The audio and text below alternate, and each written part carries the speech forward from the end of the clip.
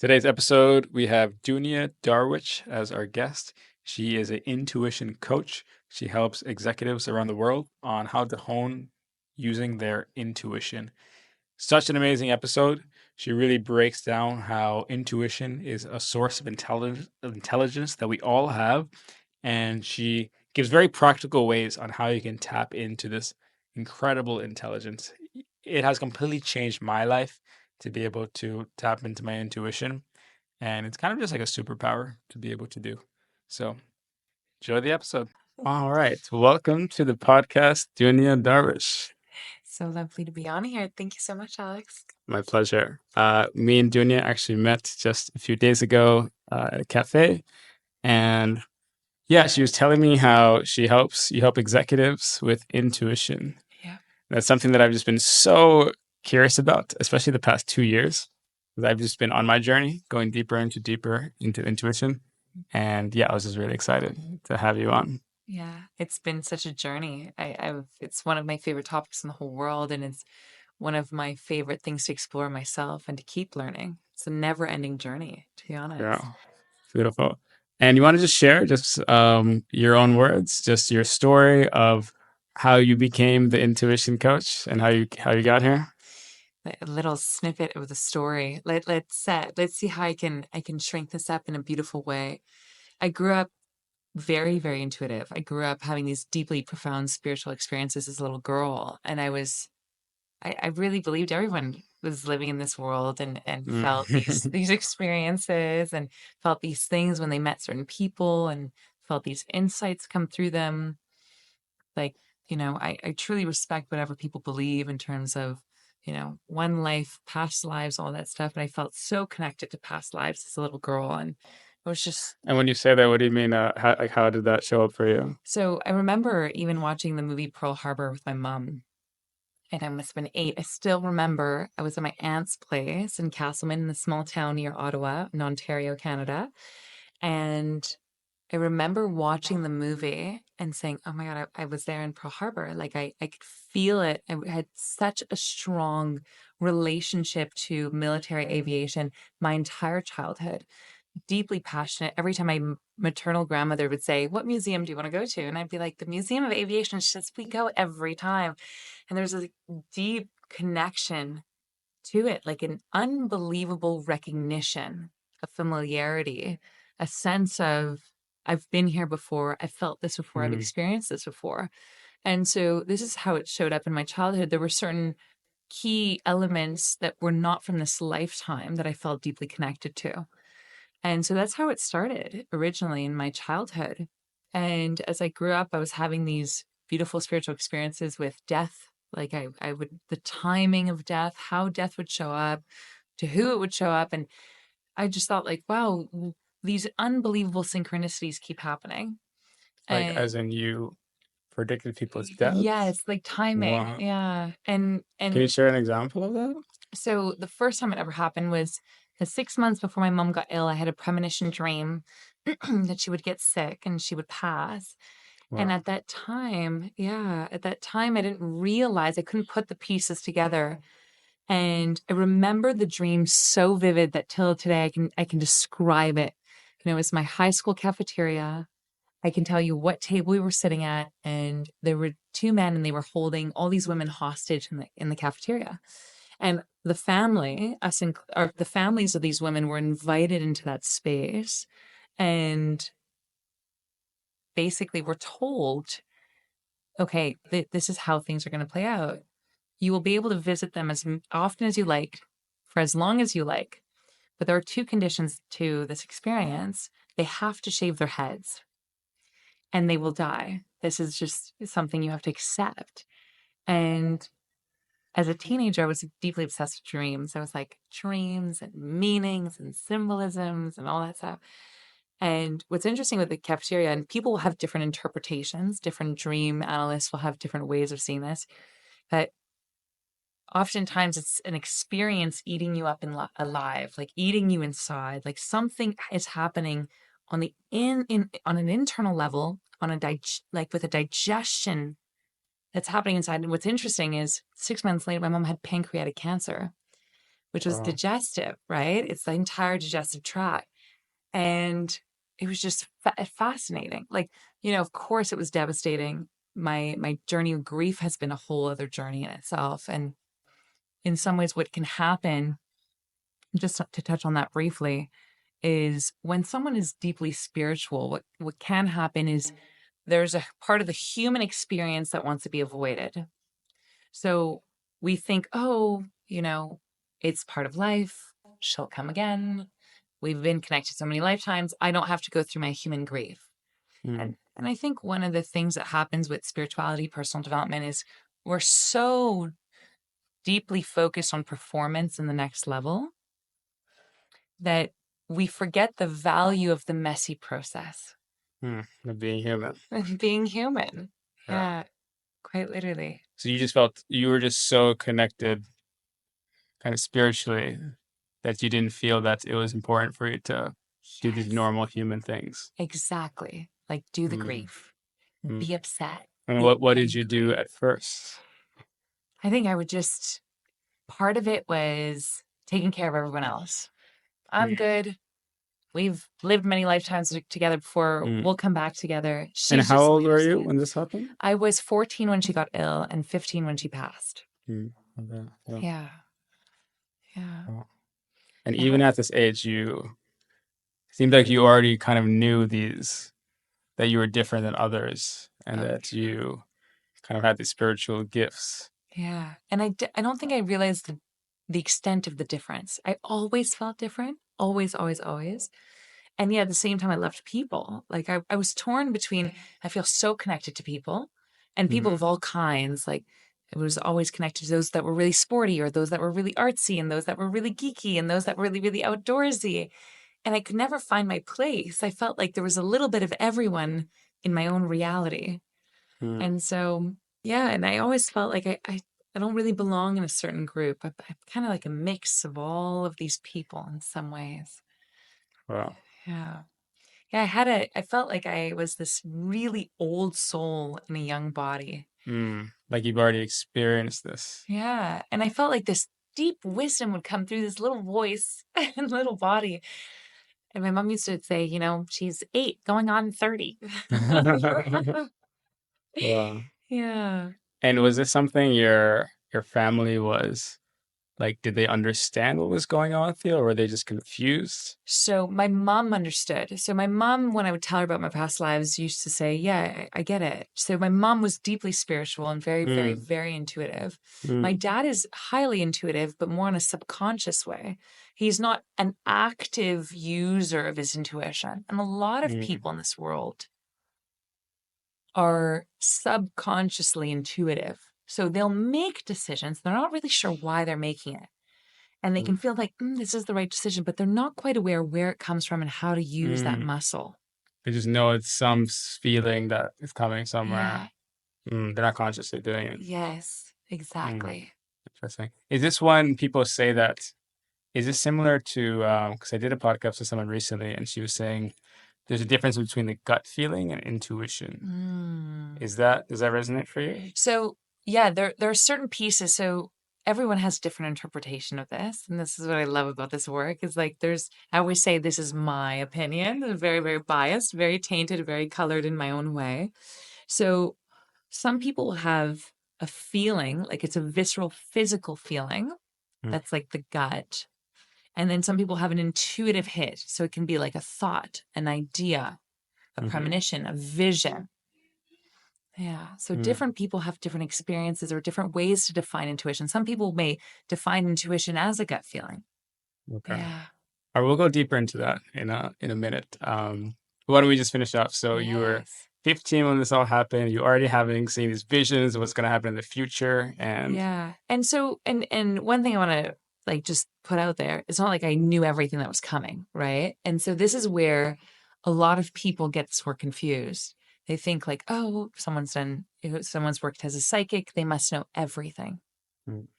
Then there's no limitation. It's like, no, Yeah. no, no. This person is not God. They are not life in the universe, but they have a very good sense of what is the subtle patterns that are happening through life, and they're able to detect, wait a minute, this is the direction things are going in right now. Granted, though, things can shift at any moment. So no matter how much there is some kind of destiny we're moving towards, we Mhm. always have free will to shift our destiny at any time we choose. Hmm. Yeah. Yeah, that's something we'll get into that too, because I've also been thinking about that as well. Um, but why don't we just continue with, hmm so that's when you were 15. 15, and then Yeah. what happened next? How did it lead you So to where you are? 15, now deeply spiritual, super connected to death, super connected to all these things that are life. What is the reason and the meaning of life? Where is this taking me? And it's not the first death, it's not the only death prediction. It was the first.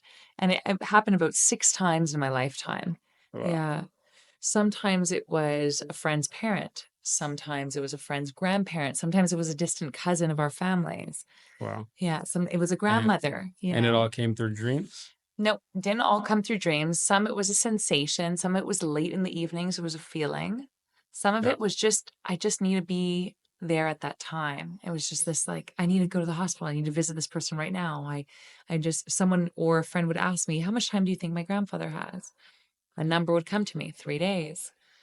And so it wasn't always in the same way. And this is where it became an ever evolving process of discovery of this Mm, piece of intuition. Yeah. yeah. So it's kind of coming through in different messages. Yes, in different And senses. then why don't we just get into it? So what is this intuition like that comes to you in different forms? What is like the source of it? So I think it's life. It's a radio frequency that we all have access to. Just some of us, we haven't figured out how to play with the knob to get on the right Mm, station. And some of us will get to the station for a moment and then disconnect. And so there's certain ways where we've all had moments in our lifetime where we're thinking, oh, that decision was either so aligned or so misaligned. And I had a feeling. Either I had a knowing, I had a feeling in my body, I had mm, a vision. It can be a visualization, it can be some kind of visual image, a form of some mm. sort. You'd be like, oh, I really heard something. It can be footsteps, it can be a name, it can be a yes, it can be a no. Yeah. So it's tapping into something beyond ourselves, beyond being Yes. human. Yeah. What would you call it? What is, so you said the I source is life. yeah, I think it's a divine intelligence. It's the truth that runs through all of us. It's the Mm, truth that allows the trees to grow and the leaves to fall in different seasons, mm. you know. It's like universal intelligence. Yes. And Yeah. what's brilliant with universal intelligence, and this is where it gets confusing but can be exciting, is it's constantly moving. Universal, it's there, it's ever present, but it's also alive in itself. And that's where it's malleable. And that's where, in some ways, free will alters that divine intelligence.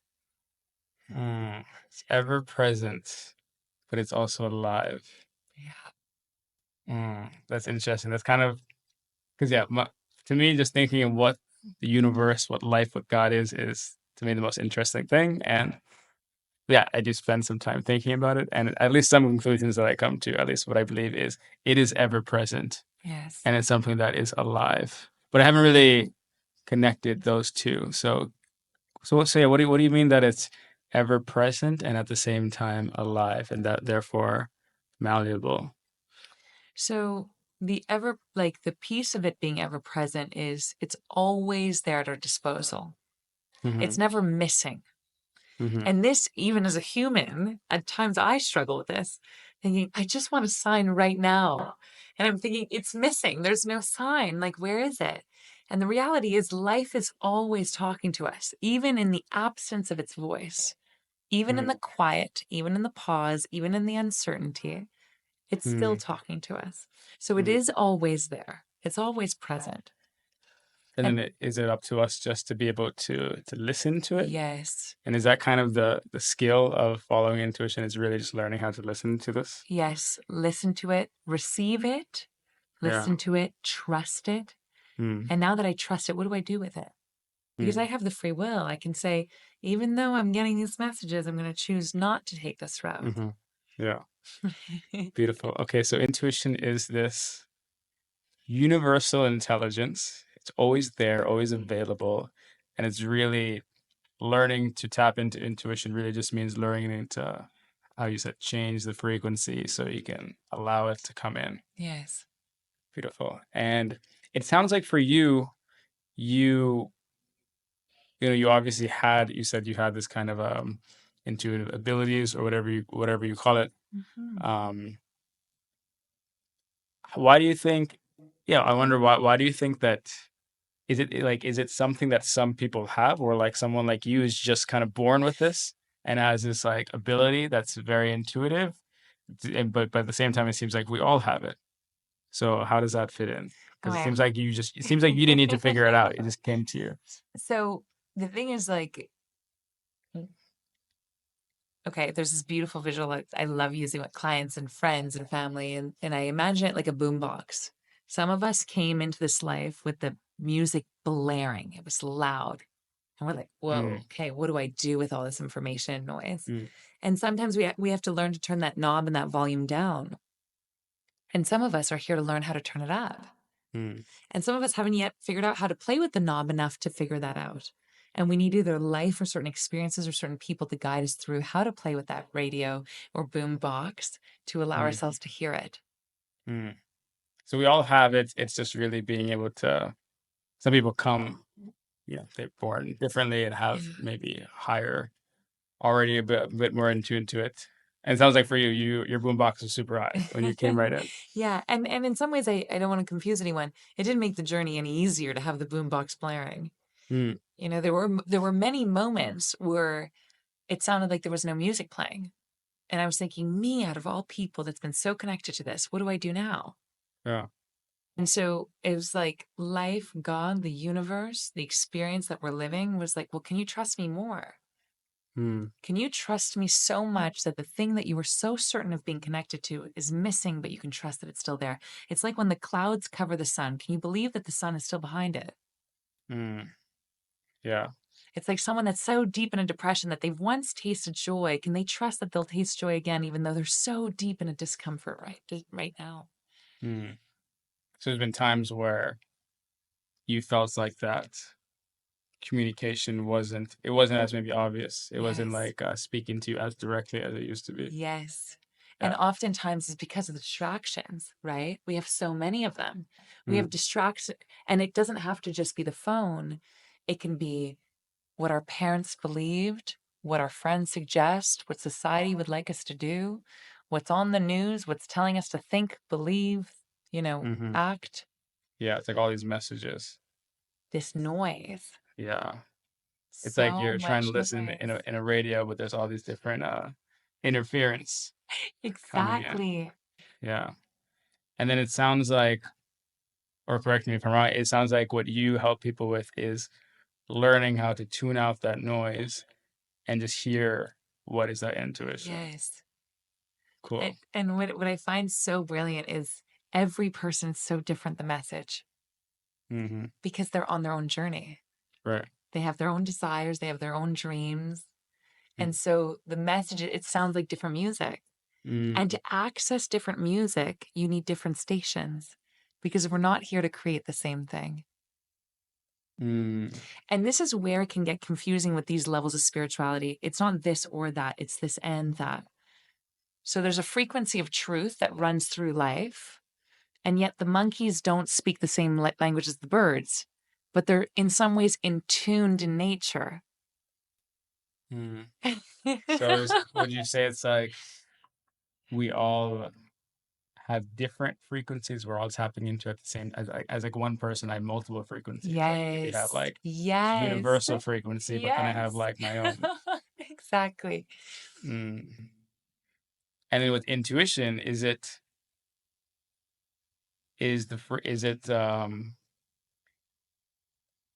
are each of those like messages, let's say there's a message like a frequency coming from life, is that the same? Is that also going to be called intuition? Whereas maybe another frequency is telling me something else. Like, how do you differentiate which one? If there's all these different frequencies, like which one do you listen to? The one that's for you, the one that feels right for you in this moment. Mm. And how do you decide that? I think your body will tell you. Your body is one of the best ways to connect to the intuition. Because your body is in some ways the antenna, it's the channel, it's the receiving container and vessel. And there's certain things that will make you feel expansive, and there's certain Yeah. things that make you feel contracted. Mm. And so we have this oftentimes when a friend or a client or a particular family member is calling us on the phone, and we either lean back or we lean forward. Mm. Or a beautiful woman's talking to you at the bar, and you either Yeah. lean forward or you lean back. Or someone Mm. walks into the coffee shop while you're working on your laptop, you either lean away or you lean in intrigued. So Mm. we're constantly in this experience of push and pull, of Hmm. desire and rejection. Yeah. I'm curious, how do you, so yeah, one of my questions I was gonna ask later, but how do you know if that's really intuition, or a lot of that could be just be fear or some kind of, traumatic experience, and that's the reason, like, some people get pulled towards somebody that's like a Yes. trauma bond. Some people are just fearful because they just maybe feel insecure or something. So how do you, how do you know if which Tell the one's difference. intuition? Yeah. Okay, so this is where I have a little bit of a controversial perspective on this. So many people have said, but I had a hunch. I had a hunch to marry this person. I had a hunch to have children with him, and it didn't work. Yeah. And I'm like, wow, what a beautiful exploration. You had a pull towards life to go somewhere, fall in love, and to create life. The most Mm. intimate exploration of what life is about. The most incredible exploration of what a creation could become. Not for everyone, but for those who choose that. And it's like, was that really out of alignment? Mhm. Or is it because we're judging it from being out of alignment? Even these trauma bonds, maybe that's exactly where you were supposed to go. That was exactly what you were supposed to experience. Like, and this is where that allowing that human experience, even through, because we could try and use intuition as a hack method. Oh, I'm going to Yeah. avoid all the problems in the world. I'm going to just go Mhm. for the great wins, skip Yeah. out on all the losses. Mhm. And at the end of the day, it's, there's certain pulls toward certain, like every detour along our journey is divinely designed and will make sense as the journey unfolds, as we get to certain destinations. Mm. I definitely do believe that. Yeah, even when you follow your intuition, it doesn't necessarily mean the thing is gonna work out in the absolute best way that you hoped it to. It's gonna give you what you need. Yes. But still, something that I'm confused about is, yeah, how do you differentiate it from just, for example, I'm in a space where I'm really looking to follow my intuition with when it comes to dating Mm-hmm. and not spend energy into, something short term, because I want something more, I want something more long term, and I really want to build something. But at times there's times where I see someone very attractive and I'm pulled towards them, and I even when I know that it's not going to be a long term thing, obviously my body is still wanting to, Mm-hmm. to be intimate with them. Mm-hmm. So how do I, because if I just trusted my body, especially as a man, I just want to fuck everything, you know. But I've realized from my past that is not a good, not very fulfilling. So, okay, when I say trust the body, okay, so I'll give you a little example. And this is not to negate any women or any men that are having fun and exploring. Hmm. When you're reaching for a bag of chips, you're just like, I'm craving a bag of chips. Like, this is Yeah. all I want to eat right now. It's like, it's exciting, it's fun, it's flavorful, it's crunchy. Hmm. Am I really going to feel amazing after the bag of chips?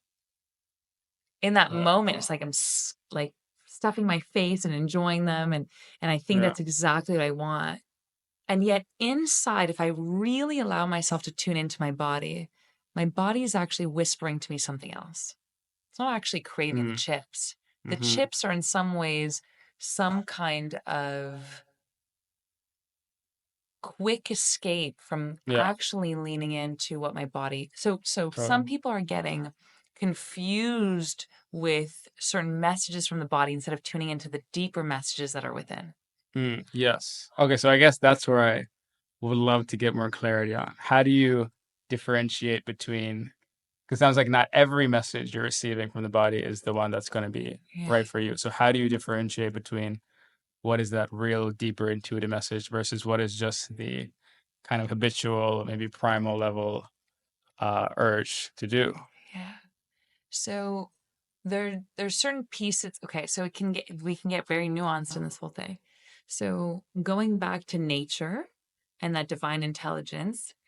So there's an intuitive experience that's a spiritual and energetic experience and an unfolding of life and its story.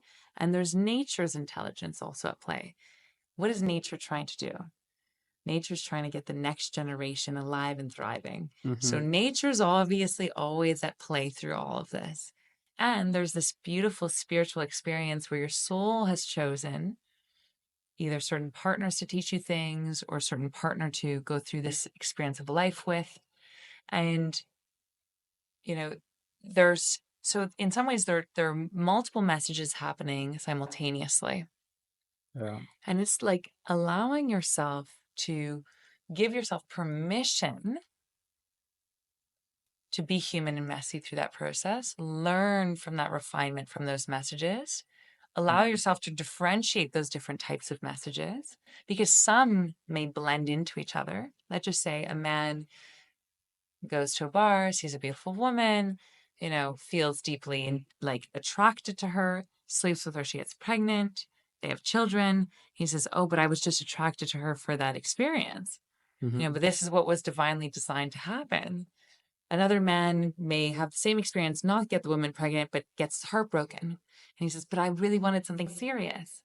But yet that experience led him to another level of awareness Yeah. to be able to open up this next experience in his life. And so there's there you're right. There are moments where it's like, do I listen to that primal energy in myself? Yeah, like the nature energy. Yeah. And I think that's part of the intuition too. Like we think intuition is like so clean and is going to lead us right through. And sometimes it takes us to pretty messy places. Hmm. I definitely can see um intuition, yeah, guiding to where what you need, and that can be very messy. Um, Even for example, like I've just been doing contact dance, and during it for me, it's I treat it now as a basically just a really deep meditation, a deep, just I just become extremely present. Um, and I just follow my intuition with even which way to go, who to dance with, and it sometimes that intuition leads to me having some beautiful, incredible dance. Other times it leads me to getting rejected, and at that moment it's beautiful in itself because it brings up something in me that I can bring awareness to. So I Yes. definitely believe that intuition will give you what you need. But I'm curious, and maybe something I'm still unclear of is the way I was doing that was by being very, very present. And to me, that's been one kind of key, at least I've seen in my intuition, or at least when I trust my intuition, is I follow what is when I am that aware presence versus if I just, in the past when I was you know, going to these dances, I would just dance with whoever I found attractive, right? And just find whoever is hot and just dance with them. But now it's coming. It definitely feels like it's coming from this intuitive place. So yeah, I'm just curious. How would you? Even the way you described it, it was so Mhm. telling. It was like who I find attractive is like the mind speaking. It's like who Yeah, I'm looking and who is he just grabbing my gaze. And then yeah, it's like, and even when you described it, but who I'm feeling, like right away, it was like it came out of your chest. yeah.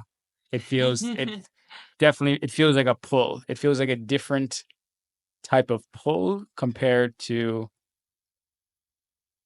And maybe at least as I'm thinking about this, maybe it's when I'm maybe it's like a difference between a pull and a push, where when it's something that comes from the mind, sometimes it feels like it's like a push, whereas when it's the intuition, it feels like a pull. Um, maybe that might be something in my experience.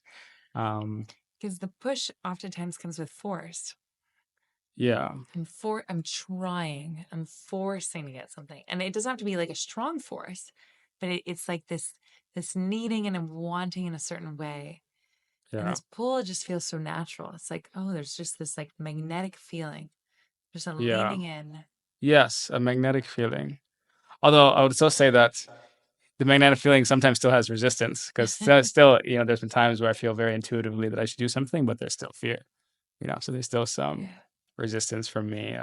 But it does feel like a pull, and then I'm kind of allowing myself to be pulled, even when there's fear Yeah. present. Um, It's like the water buffalo. It runs into the storm and not away from it. hmm. Why does it do that? Dude does that to get through the storm quicker instead of Ah, avoid the storm and be wow. stuck with it later. Yeah, interesting. Yeah, it's like when I follow my intuition, it often, like many times, it leads me to something that I have to go through, some fear or whatever, and to face it instead of waiting. Yes. Even if that's some rejection. And the great thing is when I do it consciously. I mean, the great thing, yeah, is when I do it consciously, I'm just very aware because I'm very present while I'm doing it. So whatever happens, I'm also treating it as this is something that was meant to happen. So let me deal with it Yeah. instead of feeling like a victim to it. Yes.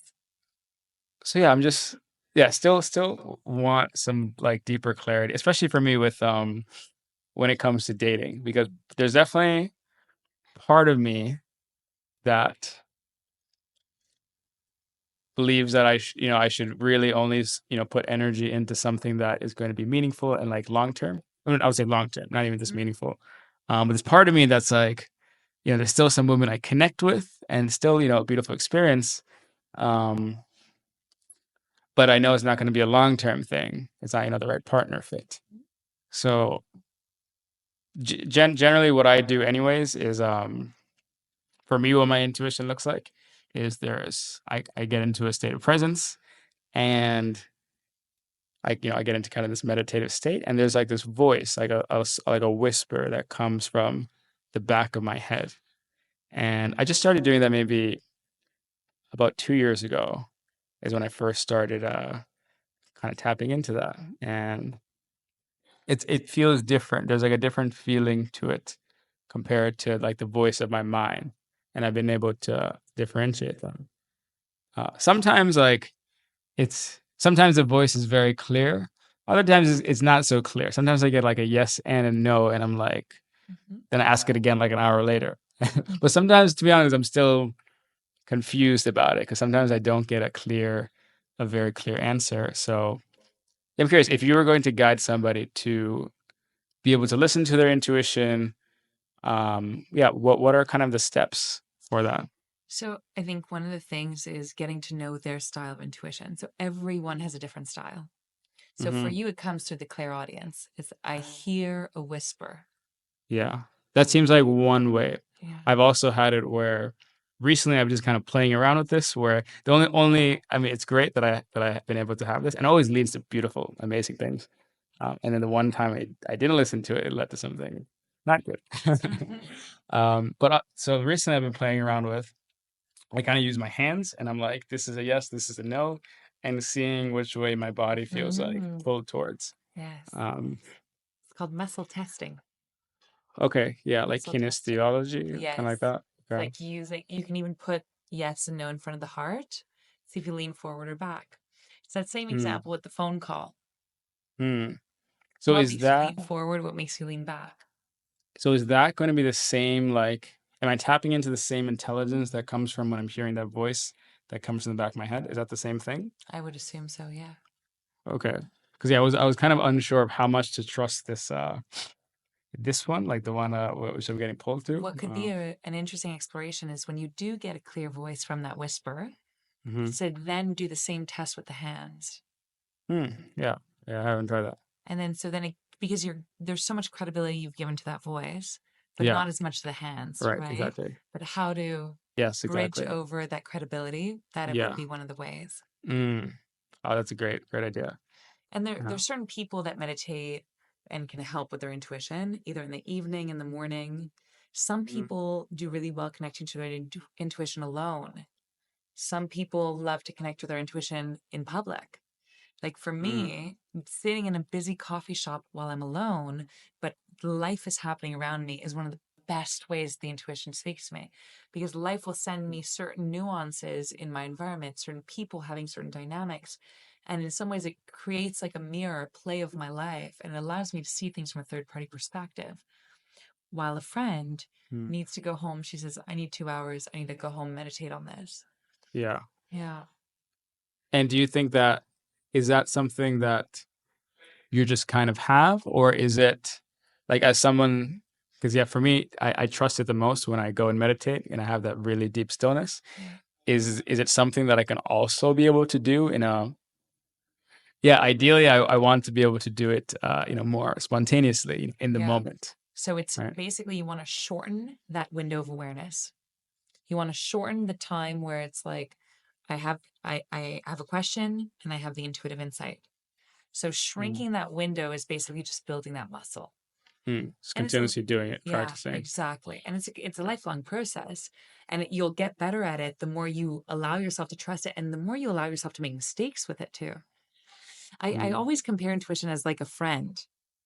Friend gives you a piece of advice, Hmm. intuition speaks to you, and you listen to this friend, and this friend feels like, oh, this, you took my advice, it's awesome. But if it's a really good friend and you didn't take their advice, what would they do? Yeah, they'll keep helping you. They'll still be there. Yeah, they'll say it's all Yeah, good, you yeah, heard it, yeah. and they'll keep encouraging you through it. Hmm. So instead of beating yourself up every time you don't listen to your intuition, and a lot of people tend to do that, is can Hmm. you allow yourself to say, wow, oh my God, I got the insight. Like there was that moment of clarity, and to keep building that confidence. Mm. Yeah. Yeah, learning to really just trust that intuitive voice. And a big part of intuition, so there's connection to the body, there's connection to the mind, quiet, getting to know what your version of intuition is. Do you feel like you're getting a lot of clarity and insights when it's busy around you, when you're alone, in the evenings, in the mornings, at Yeah. random? Is it in dream time? And I know it's a lot of questions, but it's just about getting curious. It's about like, if you were to allow yourself to taste a little bit of everything, what feels familiar? What feels good? What feels natural? Mm. Yeah. So it's kind of practicing a lot of these, and so kind of each person's intuition journey is going to be different. Absolutely. And if the best way is to look back at every single time you had an intuitive moment, and all you need is one. All you need is one anchor and reference point of a moment in your life where you had a feeling, a thought, a knowing, a sensation, and you're thinking, wow, I was right on with that. Mm. And using that as kind of like A reference a point. reference, and then you can build on top of that. Exactly. Yeah. And how about for people that are listening in right now? Like, how can they start? So that's one thing they can do is just look in their past Hmm. for these reference points. Let's say right now they're struggling with a decision right now. How would you guide them to be able to make a more intuitive decision? I love the muscle testing because it's just so easy. 2 feet on the floor, hip width distance apart, breathing into your lower abdomen about an inch under the belly button, getting really, really grounded in both feet. That if I went over and I tried to push you, you're pretty Hmm. solid. Like you're not going anywhere. You may lean a little bit, but you're like a tree trunk. You're pretty solid. The wind may come and blow you one side or the other, but you're not going Uh-huh. anywhere. Yeah. So that would be the way to create the stance to begin with. And you can either use a piece of paper or in each fist make a choice. Is this a yes? Is this a no? Putting it towards the chest, Putting both of them towards the chest. one at a time. Okay. So the yes is to lean forward, is to lean back, no, Mm, or A and B. mm, Yeah. And leaning forward is an agreement with the experience, and the leaning back is a disagreement. mm, And you'll see it's a muscle. And depending on how clear the response is to that question, the more you will lean and the faster you will lean. mm, So sometimes it'll be a slight oscillation, like oh, back and forth. So there's still some unclarity, some lack of clarity in it. Sometimes it'll be a very strong yes or a very strong no. mm, And one of the best ways to practice is my name Dunia Darwiche? Yes. Am I a woman? Yes. mm, Do I have children? No. mm. Am I born in Canada? Yes. Am So I doing those currently same in Bali? things. Okay. Yes. And Yeah. so practice on the things that you already know. I think sometimes we it's like a white belt going into a black belt session. It's like, I want to know all the secrets of the universe. Mm-hmm. And it's like, well, can I allow myself to just build the muscle of Mm, testing what I already know so I yeah. can start to trust myself? Because Yeah. a big thing in intuition is building self-trust. That's Yeah. really the journey. Yeah. Because we all know like a great intuitive, a great psychic, great medium will just confirm everything you already know. If you ever walked out of a reading or an intuitive session or intuitive guide, call them whatever you want, and you're like, that doesn't make no sense to me. That flew 15 feet over my head. I'd probably reevaluate that session or appointment. Mm-hmm. Yeah. Mm. I like what you said. It's a muscle, so Mm. it's something that you have to continuously kind of practice, and then you start stacking evidence on top of it, and it's really all Yes. about learning to trust yourself, Hmm. trust that intuitive voice. Yeah. Yeah, And beautiful. and and the more you allow yourself to tune out the noise, and this is a practice even for me that uses verbal as a therapeutic means, using my voice, talking about things. You know, you want to talk to get clarity, you want to get it out of your system. Oftentimes, what you do is you share it with your circle. These are the situations I'm going through. And even if people don't hold opinions or don't verbally share them, you can feel certain dynamics of opinions. And then you can get confused in the nuances of what they think. Mm, And so that's also another version of noise. yeah, Yeah. totally. Interesting you said, because sometimes my intuition is very loud, and other times it's kind of like sometimes it's a very obvious, strong Yeah. yes. Other times it's kind of a soft one. And I think I usually find that the softer ones are the ones that are sometimes more confusing. Mhm. It's that the decision didn't matter anyways. That whatever I Yes. was going to do, it didn't actually matter. I want you to imagine it like if you were doing the lean forward, lean back, it was just a slight lean forward or a slight lean back. Wasn't anything Yeah. too major. Mm. Yeah, super interesting. Okay, so that's one method. How about if somebody wants to try another way? Yeah, do you have other Oh my methods? God, there's so many. So one of them is in French, you call it l'écriture automatique, automatic writing. Hmm. Basically, it's intuitive writing, taking a blank piece of paper and put a timer for, you can put 5 minutes, 10 minutes, 30 minutes, you can build it up. And at first, it's the mind. The mind is writing. Okay, the sock right, I don't know what to write. And eventually, it's almost as if what you want to hear or the things you're seeking for coming naturally through your writing. And some people have this more naturally, like a version of intuition that's very strong for you. It's your clairaudience. Like certain people will have an easier time with automatic writing versus Hmm. others, but that definitely is a great way to do it. And I recommend a blank page or lined paper if you really prefer that. But just, and no prompts, nothing, just sitting, tuning in. Mm, How do I feel in this moment? How do I feel about this decision? And oftentimes we first get the jargon out, the mind. It's very mm, noisy. That's why when you yeah, put a 10 minutes yeah, on a timer, first it's all the rational. You're yeah, making space, you're getting all of that out. yeah, And then all of a sudden there tends to be a pause. mm, There's a moment. And it may not be you writing a pause, but there's a transition that starts to happen. And then all of a sudden it's the heart that's speaking. mm, The head has to get it's like the media, it's like the press, it's like yeah, the noise. yeah. You got to kind of dump it out, and then eventually, I think I've seen this happen where eventually you just start writing. You're not thinking about what to write. You're not planning anything. You just start. The writing It is just doing happens. itself. Yes, Ah, very exactly. interesting. I never thought of that as an intuitive thing. But that makes a lot of sense. Yeah. So a lot of people like at times people say, "Oh, when I was doing readings then, do you use tarot?" And I said, "I did, but I don't enjoy it." I said, "Intuitive writing was so much easier. Like unbelievable the stuff that was coming through was and the clarity, like the the unbelievable precision. Just when you get out of your own way and you move out the things that take up space or noise or the safety, right? The safety. Oh, the card means this and this, and it's beautiful to use card. Like whatever way people choose to tap into their intuition. I am zero judgment game. You know, that's not. Mm, I'm not here to play that role in this lifetime. It's like just encouraging you to find the instrument and tool that helps you tune in. yeah. And I think that the less crowded it is, the more pure it is. Mm. The less where it seems like the mind and thinking is getting involved. And that's why it seems like with the writing, you're first dumping all that out. And it seems like with other ways of intuition, like the way I've been doing with the voice, I do it with, first I get still and then I could hear the mind, this voice, but then again, I just keep letting go. And then eventually there's this voice. And it sounds like also when you're standing tall, with your hips wide apart, you're kind of feeling this stillness, I imagine, Yes, this presence because you're exactly. in your body. Hmm. And then even to feel, to be able to tune into that feeling of being pulled, or that's all presence. That's all you have to be present towards Yeah. it. Yeah. Interesting. Yeah. Well, it make a lot of sense that this, to me, my entire spiritual journey has really just been all about presence and just being in the now. I believe, Yeah. yeah, just life, God, everything is right here, is right now. So Yes. it makes a lot of sense. And I definitely notice the more present I am, the more I feel like life is speaking to me, Mm, and all these synchronicities and just so true. magic just starts to happen. Yeah. And you Yeah. can get so like we had this beautiful experience right before this podcast where this butterfly was stuck inside. And I was thinking, oh my God, Alice, this is wild. The same exact type of butterfly. Like, how many butterfly types are in Bali? Like, I've seen like hundreds of colors and shapes and sizes. And the exact one that I had sitting on my journal yesterday is the one that's stuck in this podcast booth.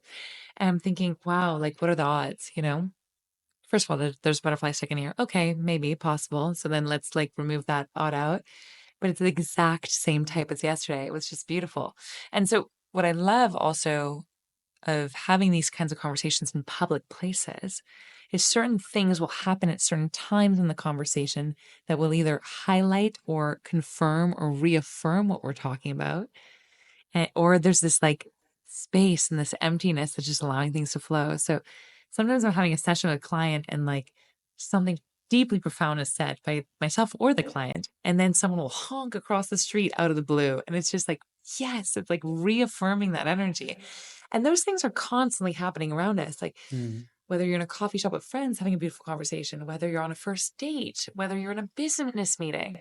And so, yeah, Yeah, it seems like just it's always happening around us. Is this, are we in tune with being open to that, receiving that listening. message? Like the Yes. message is always there. It's just whether or not we're being present to it, being aware of it. Yeah. Yeah. Yeah, I definitely do notice that.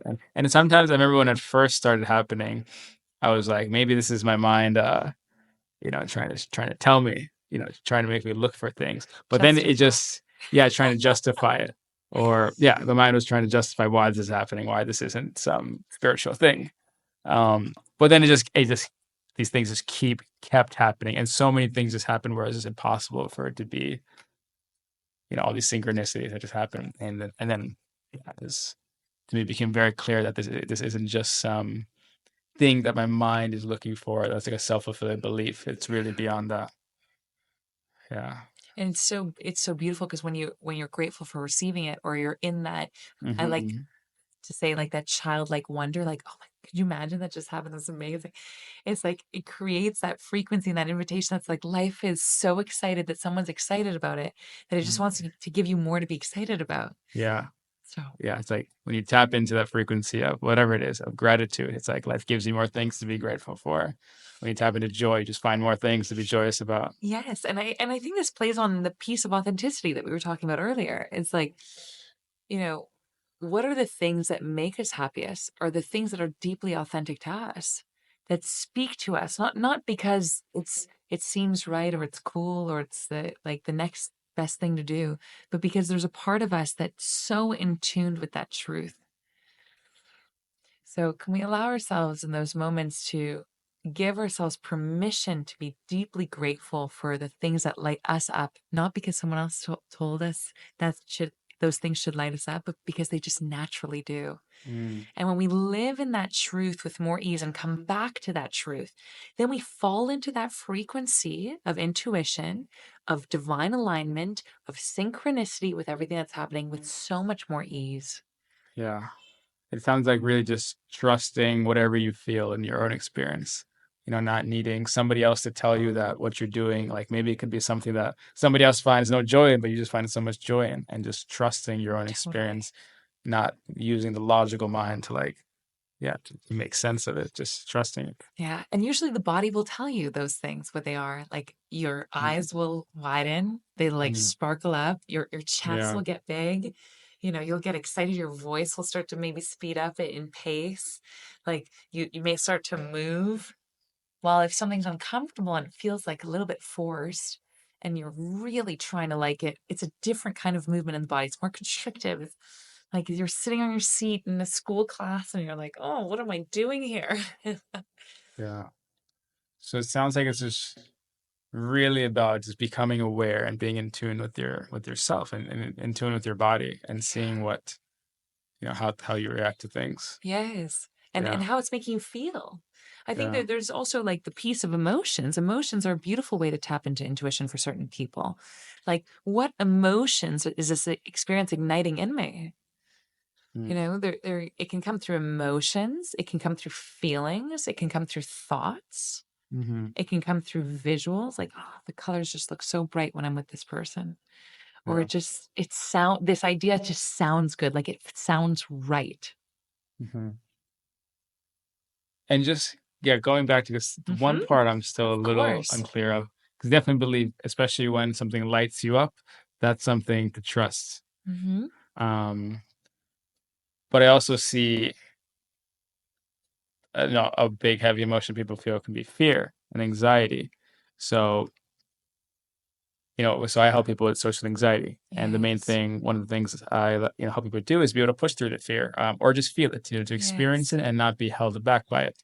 Yeah. To be able to learn to change the relationship with that fear. But if they just initially were every time they felt the fear telling them not to do something, they're just going to stay at home and not do anything, Hmm. right? So I don't think that's I wouldn't say to trust the fear. So So how do they differentiate between what is fear and what is that intuitive thing? so another thing to keep in mind, like one thing I love sharing with clients is something that excites you and you're afraid of. Yeah. For me, that's divine alignment. Mm, Because there's the excitement is the alignment. This is in alignment with me and my authenticity. And the fear means I'm pushing past the comfort zone. mm, If I'm just afraid and not excited, I'm out of my comfort zone, but it's not actually in alignment for me. mm, If I'm just excited and there's no fear, it's in alignment, but I'm still in my comfort zone. So I'm not actually growing. mm. So a blend of both is really the ideal of where we want to be. And it's going to be nuanced in the sense where sometimes there'll be more excitement than fear, and sometimes there'll be more fear than excitement. Yeah. Interesting. Because I think some of the best decisions I made, where I'm just like the most happy I went down that road, is times when I felt fear, but also there was excitement and some pull towards it. Yeah. You weren't just afraid. Yeah. Mm, interesting. Cool. Yeah, I think this would be very helpful for people that are I think for a lot of people, I think probably most people, they aren't in touch with their intuition at all. So I think this is helpful for people to start to see, because yeah, again, the message is always there. It's just learning how to be in tune with it. Are you gonna say something? Yeah, Yeah. I was just going to say there's another thing that can be helpful with this is making a list of those people, places, things, activities that truly make someone feel at home and feel really, really, really good. Makes them feel like, wow, I can so be me in these moments. What will start to happen is if you allow yourself more of those things, you allow yourself more self-confidence, you allow yourself to connect to yourself on a much deeper level. That confidence will then lead to more self-trust. More self-trust will allow for Mm, that intuition to speak to you with more clarity. mm. So find spaces where you already feel kind of safe and Yeah. free, To and kind of build that fuel up. mm, Yeah. yeah, as kind of like a foundation that you could build Yes. upon. There's certain people, it's Yeah. relationships. There's certain relationships in your life that you're thinking, oh, this feels so good. This Yeah. just feels right. I can fully be myself. There's certain spaces like, oh, when I go to that coffee shop, I just feel so right. It feels Mm, so good. mm, And so those things allow you to heighten your frequency and then get that clarity. yeah. Great tip. So any other so you mentioned kind of two methods. And it sounds like for everybody could be different. So are there a couple of more methods you can share quickly for people? Yeah, some of it can be even drawing, like doodling. Drawing. Mm, Yeah, being creative. Some people it's playing music. Another one that's hilarious, but it's great is driving because it mm, keeps the mind busy. So the subconscious mind can talk with more clarity. So asking yourself a question or something while you're driving. Yeah. Some people get their best intuitive insights in the shower. Right. Just the movement of water is almost like the channel getting cleared and allowing things to come through you, to you and through you without getting attached or constricted. Because when the channel is constricted, the messages don't flow as well, which is when we hold on to things, we hope things, we're afraid of things, we're instead of just allowing things. Mm, That's why driving is helpful because you're moving. So the energy is constantly moving. mm. Yeah. Okay, so anything that maybe has movement. Can be helpful. Okay. Can be different than someone who needs to sit still and meditate, though. So Yeah. that's where, it's a no one size fits all. Hmm. Unfortunately, for all those that were looking for the one hack that was going to save their whole life. Yeah. Well, I think for me it was, yeah, I mean, it definitely does come through me through meditation. But that just, I think, maybe just happened, potentially maybe just happened to be the first way I learned how to do it, which is why I trust it more. Well, honestly, when I do the hands thing, it comes much faster. Mm, It's just that haven't learned to trust it as much because I just have way more experience doing it with my, when I get really still. And then I think something I just kind of trust that when there is that deep stillness, that's when intuition will come through more. yeah. Whereas when I'm doing the hands thing, sometimes I'm doing it like when I'm in the middle of something. So there's a lot of stimuli and stuff. So And it can be like, how can I create stillness within, even though there's chaos without? yeah. When there's chaos all around, how can I still allow myself to tune into that intuition? Sometimes it's silly, and I tell my clients, go to the bathroom and wash your hands. Because the, Mm, the subconscious mind can't tell the difference between reality and imagination. So hmm. sometimes washing the hands, the body says, "Oh, something magical must have happened because I washed my hands." Like there was a change in the dynamic, changing rooms. That's why a lot of people had picked up the habit of smoking, changing environments.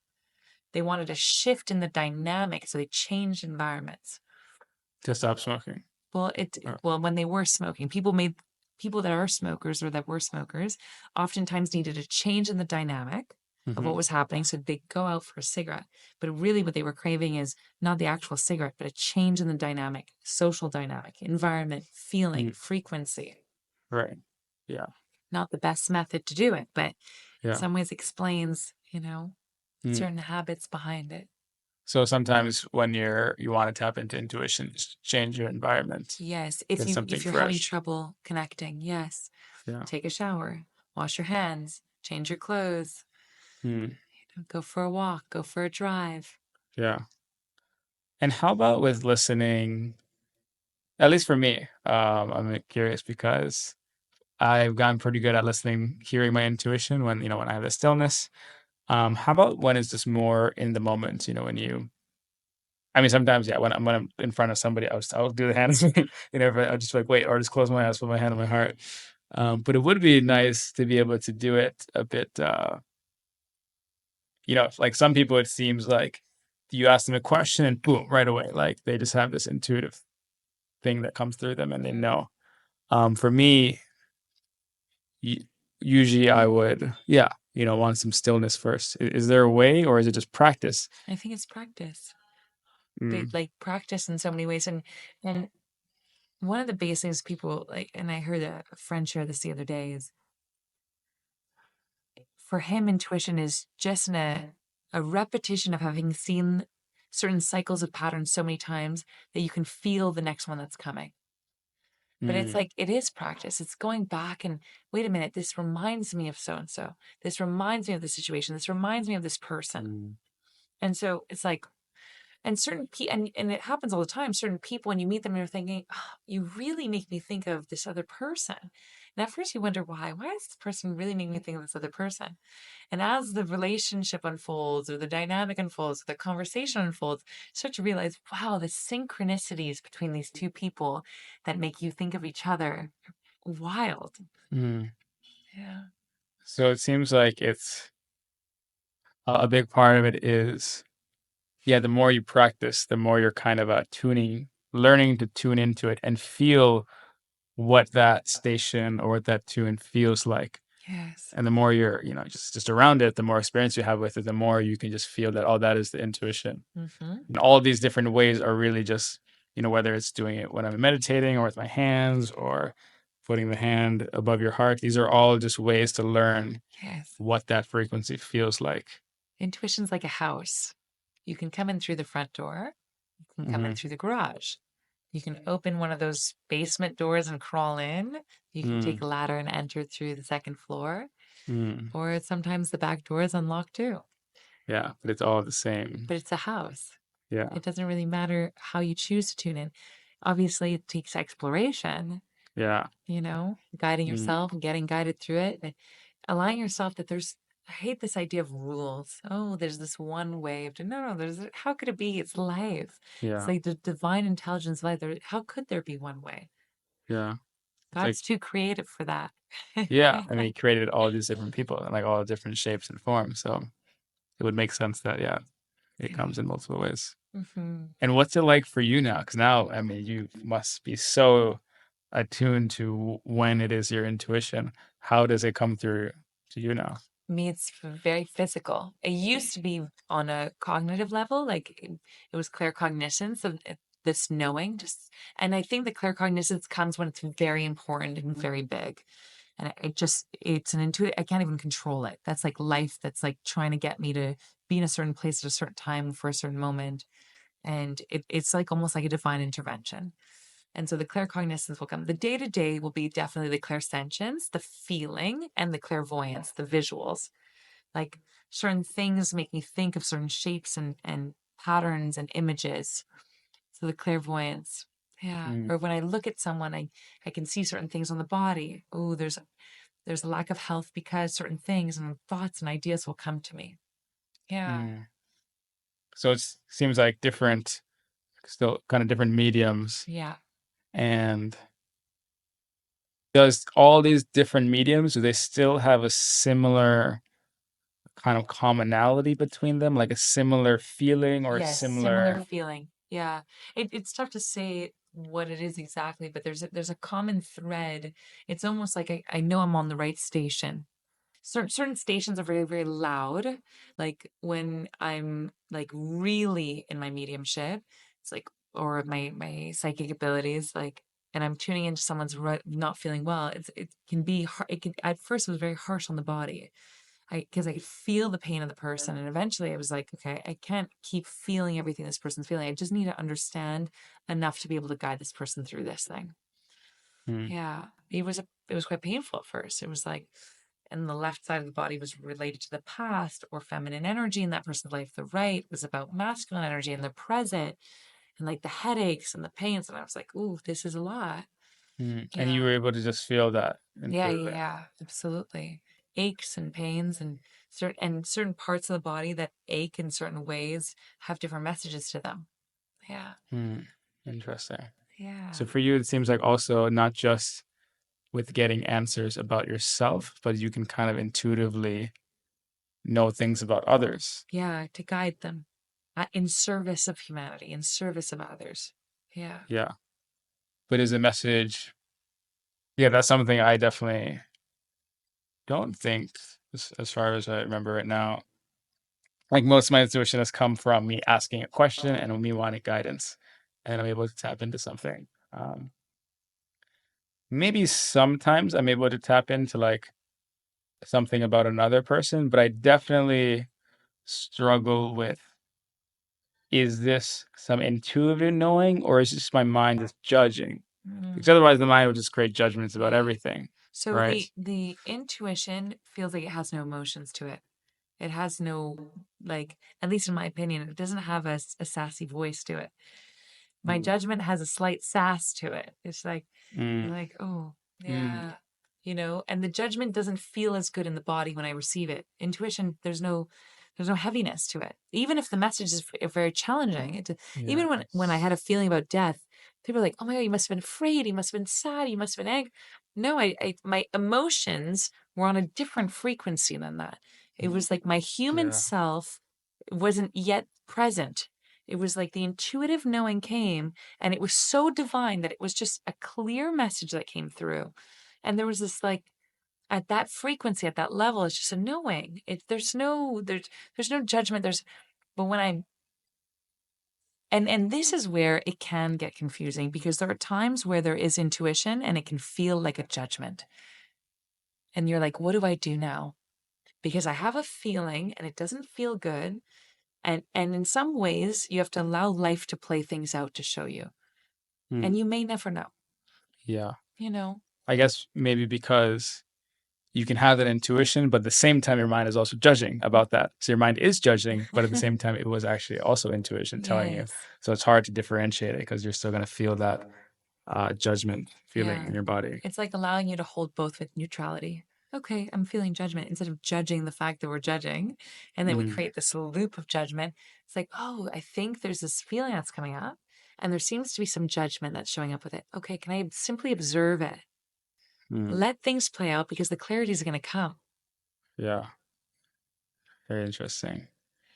Yeah, I think something potentially that's something I'm doing right now, and I'm just starting to notice is a big part of my where I am in my life right now is Eckhart Tolle talks about it is this kind of clearing the pain body. So that's all these past energies, these like stuck energies, usually negative things. And so anytime I notice a negative thought or some type of judgmental thought, I immediately scan my body and I search for the pain body. And almost every time I could find it. And all I do is just put my awareness to it. Eventually it dissolves and then turns into this beautiful, blissful feeling. But sometimes I remember I noticed that I would have some type of judgmental thought and I would search, I would be like, I would just assume, oh, it must be a pain body, but then I don't actually feel anything there. And I still have the thought. And then I remember that time, I forgot exactly what I was thinking about, but I was able to sit with it. I was like, okay, this is a judgment per se, and it's still truth, and it's okay. There's no negativity around the judgment. There's no like me thinking this person is a bad person or anything like that. But it was just a something I learned, something I I don't know what's another word for judgment, but Something, and maybe something you observed. yeah, something I observed, something I perceived, a perception Yes. that is true, but isn't coming from a place of lack or a place of negativity or Yeah. judgment. There's no attachment to Yeah, a no good or attachment. bad. Yeah. So wild that we're having this conversation. I was reading an Instagram post that I think I wrote out like 3 years ago, and I was reading it today, and it was like, who are we to believe we can play God in deciding what is good and evil truly? Because Mm, what is good to me may be bad to you, and what is bad to you may be good to me. And yeah. so an observation can be a simple observation, but when it's attached to this is a good observation or a bad observation, that's when it becomes tainted with a frequency of judgment. Mm, yeah. Seems like when there's some attachment to what it should be. Or a meaning. Yeah. Yeah. Mm, What's right? What's wrong? What does this mean? yeah. Yeah, definitely something I'm going to notice more. I mean, even just having this conversation, I'm definitely going to be, yeah, just noticing how my body is feeling. And as I'm having thoughts, trying to differentiate, is this something coming from like a non-attachment stillness, or is it coming from, maybe some past fear or whatever? Yeah. And I think, yeah, so that's just a practice, being able to differentiate it. And it's Uh, an invitation, right? It's like, oh, this thought, this feeling, this emotion, this judgment even, it's coming as a gift. What is it teaching me? What yeah. is it telling me? Yeah. Not resisting, not putting judgment on top of the judgment of like Yeah. why you shouldn't judge. Yeah. Yeah. Mm.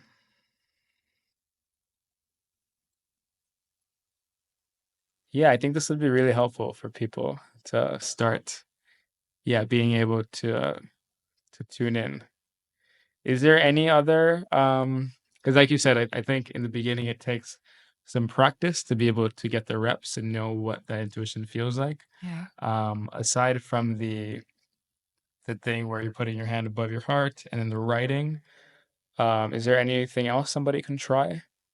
Definitely meditating is a big one. Writing out their Yeah. So dreams. so with meditating, it's like they meditate and then ask a question and then Yeah, see what comes up. And absolutely. then what do they look for? It can be a visual, it can Okay. be a sound, it can be a thought, it can be a feeling in the body, Okay. it could be a smell or taste, slightly more rare, but can happen.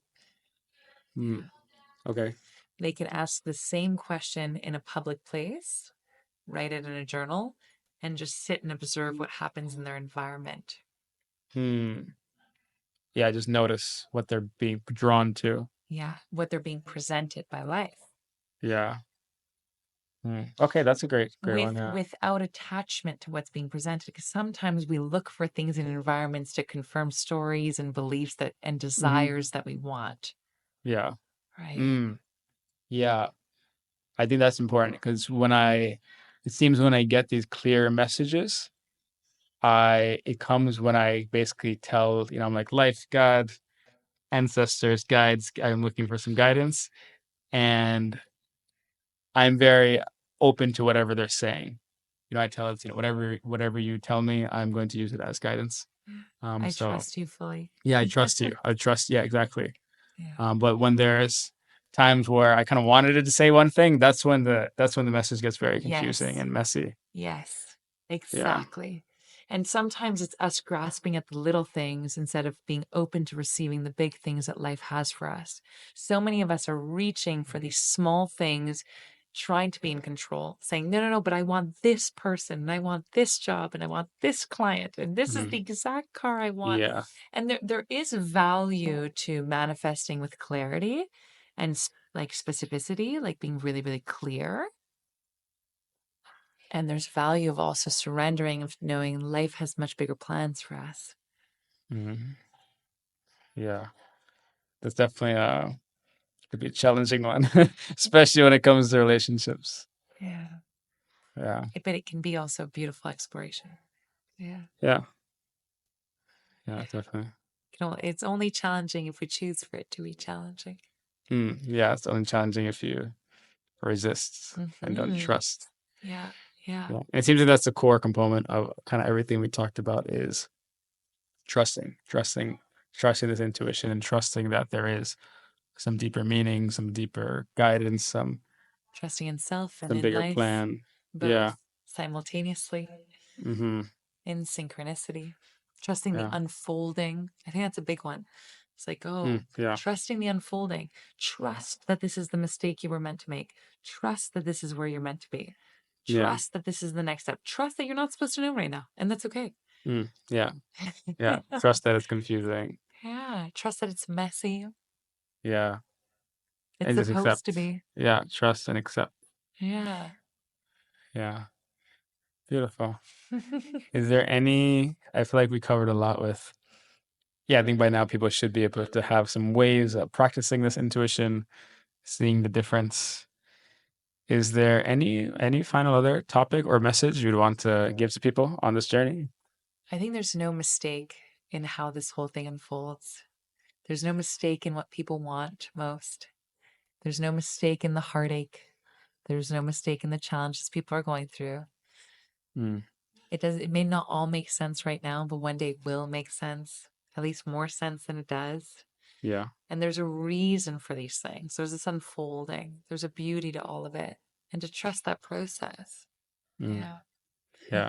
It reminds me of what Mark Manson says at the end of his book. He just puts this question: "What if it was a gift?" Mm. And yeah, that's to me that's served me super well. Just to believe that is to see whatever happens is what's the gift inside of it. Yeah, Such a good question. beautiful. If people want to go deeper into this or learn more about you, potentially work with you, do you have Yeah. any offerings? Absolutely. They can go to my website. They can reach out to me there, duniadarwiche.com, or reach out to me on Instagram at dunia_darwish. And yeah, offerings they can work with me one on one, in group, do a lot of corporate work too. I called it the Chief Heart Officer, how to bring the intuitive heart back into a business and in people's lives and organizations. So much fun. Yeah. Mm, So beautiful. I'll put the links to that in the show notes. All right, Jania, Fantastic. thank you so much for coming on today. Thank you so much for having me. What a treat. Thank you guys so much for sticking with us till the end of this episode. If you liked the episode, please leave a review on whatever platform you're listening to. It makes a huge, huge help for us. So please do that. We have some amazing people already lined up for the next several podcasts. So you definitely want to stay tuned for that. And yeah, thank you for watching, and I'll see you in the next episode.